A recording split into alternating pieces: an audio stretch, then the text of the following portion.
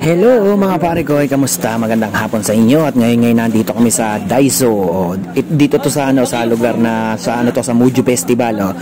Dito muna kami dumaan sa Daiso dahil namimili nga kami. Ang dahil mabibili dito mga pare ko. Merong gamit sa bahay, merong grocery din at iba't iba pa mga pare ko. Merong pambata. Madami kayong mapipili dito at nga halos andito kami lahat. Namimili kami ng mga dapat bilhin.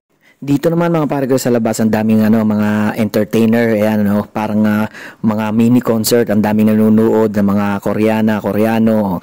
Tapos ito nga kami at ikot-ikot dahil nga kami ay gutom na. Ang daming mapipili din dito mga pare ko. At ayan nga ang aking mga kasama, ikot-ikot lang kami dahil ang dami naming gustong bilhin pa.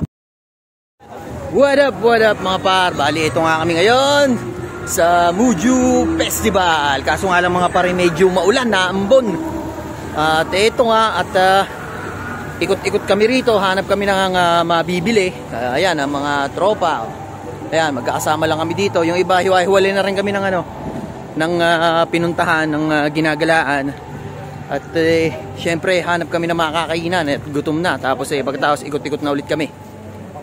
Para siyang bazaar mga pare ko. Ang dami pagkain na mapipili din talaga dito. So ito nga sa aming paglalakbay, lakad-lakad kami naghahanap ng makakain ay nakita namin tuntulay. Ang ganda ng mga pailaw nila. Ito ang aking mga kasamahan. Lakad-lakad lang si Mako ayun.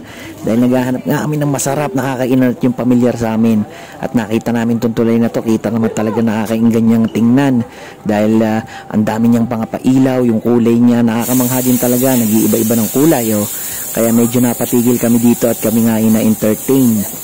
Ang ganda sa may ilog yan, parang talaga yung tulay na yun, parang sa Golden State.